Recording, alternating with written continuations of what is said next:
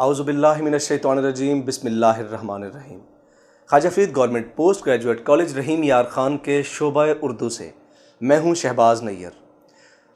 12ویں جماعت کے اردو نصاب میں شامل پہلے سبق مناقب عمر بن عبدالعزیز کے ساتھ آج ہم گفتگو کریں گے آپ سے، اور یہ ویڈیو اور ایسی تمام ویڈیوز جو علمی ادبی ہیں آپ Khwaja Farid government post graduate college کی لنک کے ساتھ ساتھ میرے ذاتی چینل پر یوٹیوب چینل پر بھی دیکھ سکتے ہیں، جو کہ ہے شہباز نیّر آفیشل۔ جی ہاں، شہباز نیّر آفیشل پر بھی آپ کو یہ ویڈیو ہمہ وقت دستیاب ہوگی۔ ہمارا آج کا جو سبق ہے اس کے حوالے سے کچھ باتیں کرتے چلیں کہ مناقب عمر بن عبدالعزیز۔ حضرت عمر بن عبدالعزیز کون تھے، ان کا کام کیا تھا، ذرا سا مختصر سا تعارف اور کچھ باتیں شیئر کرتا چلوں کہ غریبوں، ناداروں اور غیر مسلموں کی زمینیں اور حقوق چھین لینے والے بنی امیہ کے 8ویں حکمران، 8ویں فرمانروا حضرت عمر بن عبدالعزیز تھے، جن کے عدل و انصاف اور حق پرستی کے سبب انہیں عمر ثانی کا لقب دیا گیا۔ ہم اس سبق میں حضرت عمر بن عبدالعزیز کے غیر مسلموں کے ساتھ رویے اور سلوک کے حوالے سے بات کریں گے کہ ان کے پاس جب حمص کا عیسائی ایک طاقتور مسلمان کے حوالے سے اپنا کیس لے کر آیا تو انہوں نے کیا فیصلہ کیا، ان کے اپنے خاندان بنی امیہ نے جو ناجائز زمینیں ہتھیائی ہوئی تھیں ان کے حوالے سے آپ نے کیا اقدامات کیے۔ اس کے ساتھ ساتھ جو خود آپ کے اپنے پاس، آپ کے اپنے قبضے میں زمینیں تھیں، جب پتہ چلا کہ وہ آپ کی نہیں ہیں، وہ بھی اوروں سے چھینی ہوئی ہیں، آپ کے خاندان بنی امیہ کے آپ کے بڑوں نے چھینی ہے، اور اس تو آپ نے کیا رویہ اپنایا، یہ ساری باتیں سبق میں ہوں گی، اور اس رویہ اپنانے پر آپ کے بیٹے کا کیا رد عمل رہا آپ کے ساتھ۔ اسی طرح لوگوں میں جو کہ بنی امیہ نے زور زبردستی سے اظہار کرنے کی آزادی کو سلب کر لیا تھا، یہ حق چھین لیا تھا، اس کے حوالے سے آپ نے کیا اہم کام کیا، اور پھر جب آپ اس دنیا سے رخصت ہوئے تو آپ نے کتنا مال و متاع چھوڑا اپنے ورثاء کے لیے۔ اب بتاتے چلوں کہ حضرت عمر بن عبدالعزیز 681 میں مدینہ منورہ میں پیدا ہوئے۔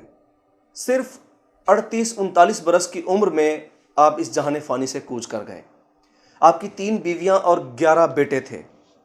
آپ کی والدہ حضرت عمر فاروق رضی اللہ تعالی عنہ کی پوتی تھیں۔ بنی امیہ خاندان کے آپ 8ویں فرمانروا تھے۔ اب اتنی بڑی شخصیت کے حوالے سے جس ہستی نے یہ سبق لکھا ہے، یا جس کی تحریر میں سے، تصنیف میں سے یہ سبق کا حصہ لیا گیا ہے، ان کے حوالے سے بتاتا چلوں کہ وہ بھی اردو ادب کا، وہ بھی اسلامی تاریخ کا بہت بڑا نام ہے۔ میری مراد ہے جناب علامہ شبلی نعمانی سے۔ علامہ شبلی نعمانی کے حوالے سے اساتذہ 2 باتوں کا اظہار کرتے ہیں۔ وہ کہتے ہیں کہ ایسی شخصیت کہ جو ایک جنگ میں پیدا ہوئی اور دوسری جنگ میں وفات پا گئی، یعنی ایک جنگ سے دوسری جنگ تک۔ 1857 میں جب متحدہ ہندوستان میں ہندوستانیوں نے جنگ آزادی لڑی انگریز کے خلاف، تو اس جنگ آزادی میں 1857 میں آپ پیدا ہوئے، اور 1914 میں جب پہلی عالمی جنگ ہوئی آپ کی وفات ہوئی۔ آپ شاعر، فلسفی، مورخ، نقاد، ماہر تعلیم، محدث، محقق اور فقیہ تھے۔ آپ کے والد گرامی شیخ حبیب اللہ پیشے کے لحاظ سے وکیل تھے۔ انہوں نے آپ کو بھی قانون پڑھایا اور وکالت یا قانون کی ہی میدان میں آگے آپ کو بڑھانا چاہتے تھے، مگر آپ کی طبیعت کا میلان نہ بنا تو آپ نے اس کو نہ اپنایا۔ 19 سال کی عمر میں علامہ شبلی نعمانی نے حج کی سعادت حاصل کی۔ پھر سر سید سے ملاقات ہوئی، اور سر سید کی ملاقات نے یہ خوبصورت رنگ دکھایا، اردو ادب کو ایک نیا خزانہ دے دیا کہ آپ نے علی گڑھ کالج جوائن کر لیا۔ شروع میں آپ فارسی اور عربی پڑھاتے رہے، اور وہیں پہ آپ کی ملاقات ہو گئی پروفیسر آرنلڈ سے، علی گڑھ میں ہی، جن سے آپ نے فرانسیسی سیکھی اور اس کے بدلے میں انہیں عربی سکھائی۔ آپ کی تصانیف میں بہت سی کتابیں ہیں جو شاندار ہیں، بے مثال ہیں، جن میں سب سے باکمال کتاب سیرت النبی، جو کچھ آپ نے لکھی اور کچھ آپ کی وفات کے بعد آپ کے شاگرد سید سلیمان ندوی نے مکمل کیا، جسے شعر العجم، الفاروق، علم الکلام، سوانح مولانا روم، مقالات شبلی، جس میں سے یہ سبق، یہ حصہ لیا گیا ہے، اور بہت سی تصانیف جن کا ذکر اب یہاں میرا خیال ہے کہ اضافی ہوگا۔ ایسی ہستی نے یہ سبق لکھا ہے، یہ تصنیف کی ہے، جس میں سے ہم نے، ہمارے نصاب ترتیب دینے والوں نے یہ سبق مناقب عمر بن عبدالعزیز ہمارے نصاب کا حصہ بنایا ہے۔ آئیے بات کرتے ہیں اپنے سبق پر۔ مناقب منقبت کی جمع ہے، جس کا مطلب ہے خوبیاں، خصوصیات، اوصاف حمیدہ۔ مناقب عمر بن عبدالعزیز رحمۃ اللہ علیہ کہ حضرت عمر بن عبدالعزیز کی خوبیاں، اوصاف۔ سبق شروع کرتے ہیں۔ علامہ ابن جوزی نے جو مشہور محدث گزرے ہیں، علامہ ابن جوزی مورخ اور محدث، اولین مفسر قرآن، اور تقریباً 90 سال کی عمر میں 300 کے لگ بھگ کتابیں لکھیں، اور با کمال کتابیں لکھیں، خوبصورت کتابیں لکھیں۔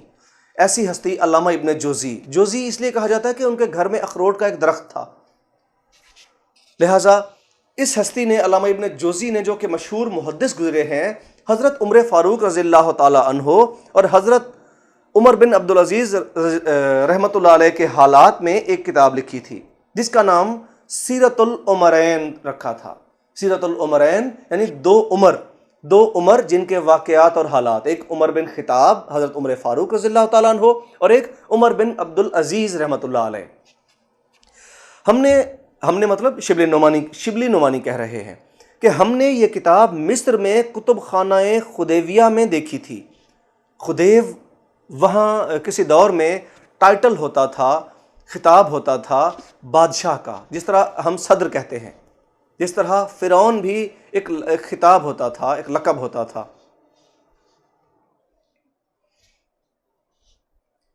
جس سے الفاروق، جو کہ 1899 میں دکن میں شائع ہوئی تھی، الفاروق جو حضرت عمر فاروق رضی اللہ تعالیٰ عنہ کی زندگی پر شبلی نعمانی نے کتاب لکھی تھی، کہتے ہیں کہ ہم نے یہ کتاب مصر میں کتب خانہ خدیویہ میں دیکھی تھی، جس سے الفاروق کے لیے بہت سے مفید معلومات انتخاب کیے تھے۔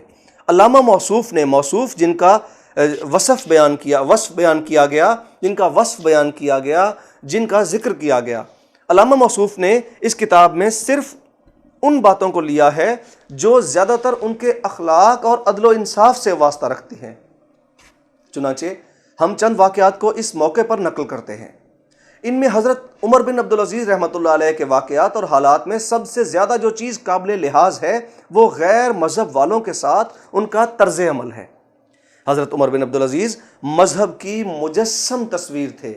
مجسم کہ جو لفظوں میں ہے مذہب میں، اس کو جسم دے دیا جائے تو حضرت عمر بن عبدالعزیز بنتے ہیں۔ مطلب وہ شریعت کے مکمل طور پر پیروی کرنے والے تھے، مقلد تھے، تقلید کرنے والے تھے۔ مذہبی حیثیت سے ان کو عمر ثانی کا لقب دیا گیا کہ وہ عدل و انصاف میں حضرت عمر فاروق رضی اللہ تعالیٰ عنہ کی طرح تھے، نہایت حق پرست، نہایت عدل و انصاف والے، لہٰذا انہیں عمر ثانی کہا گیا، دوسرے عمر کہا گیا۔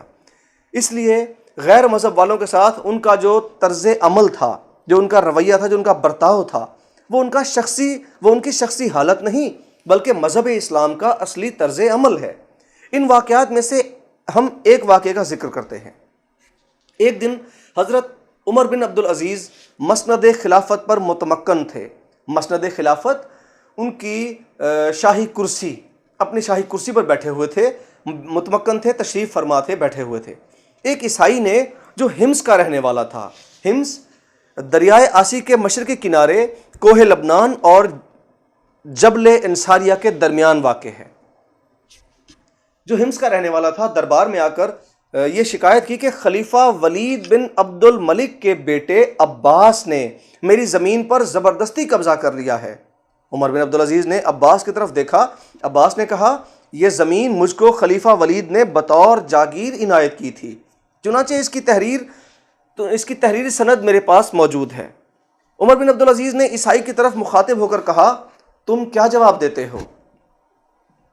اس نے کہا، امیر المومنین، میں خدا کی تحریر یعنی قرآن مجید کے مطابق فیصلہ چاہتا ہوں۔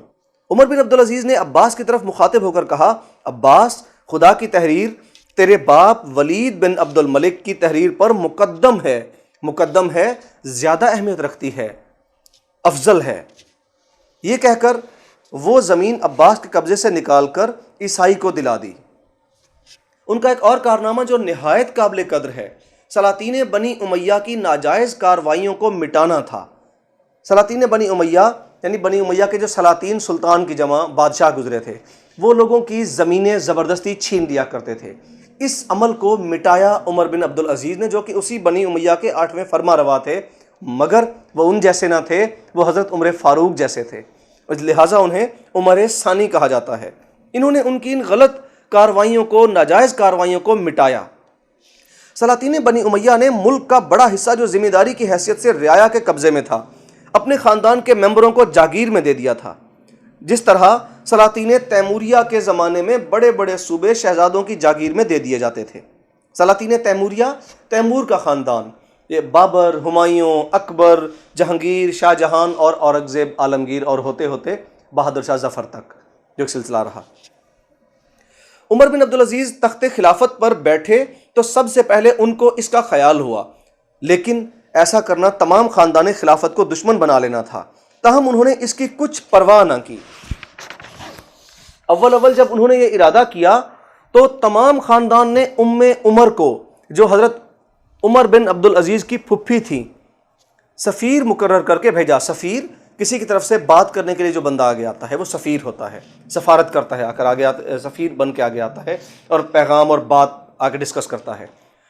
انہوں نے یعنی پھپھی نے حضرت عمر بن عبدالعزیز کے پاس جا کر کہا کہ تمام خاندان برہم ہے، ناراض ہے، خفا ہے، اور مجھے ڈر ہے کہ عام بغاوت نہ ہو جائے اور لوگ ہنگامہ نہ کر دیں۔ عمر بن عبدالعزیز نے کہا، میں قیامت کے سوا اور کسی دن سے نہیں ڈرتا۔ وہ مایوس ہو کر چلی آئیں۔ خود عمر بن عبدالعزیز کے قبضے میں بھی اسی قسم کی جاگیریں تھیں جو ان کے خاندان کو بنو امیہ کی طرف سے عنایت ہوئی تھیں۔ عمر بن عبدالعزیز نے جب ان جاگیروں کا فیصلہ کرنا چاہا تو بڑے بڑے مذہبی علماء یعنی مکحول، میمون بن مہران اور ابو قلابہ کو بلایا اور کہا کہ ان جاگیروں کی نسبت آپ لوگوں کی کیا رائے ہے؟ یہ تینوں اس وقت کے مذہبی بڑے بڑے علماء تھے۔ ان سے پوچھا کہ آپ کی کیا رائے ہے اس حوالے سے؟ مکحول نے دب کر جواب دیا۔ حضرت عمر بن عبدالعزیز نے میمون کی طرف رخ کیا کہ تم خدا لگتی کہو۔ خدا لگتی کہنا سچی بات، حق سچ کی بات، کہ جو جائز ہے وہی کہو، کہ تم خدا لگتی کہو۔ انہوں نے کہا، اپنے صاحبزادے عبد الملک کو بلا لیجئے۔ وہ آئے تو عمر بن عبدالعزیز نے کہا کہ کیوں عبد الملک، اس معاملے میں تمہاری کیا رائے ہے؟ انہوں نے کہا، سب واپس کر دینی چاہیے، ورنہ آپ کا شمار بھی انہی ظالموں اور غاصبوں میں ہوگا۔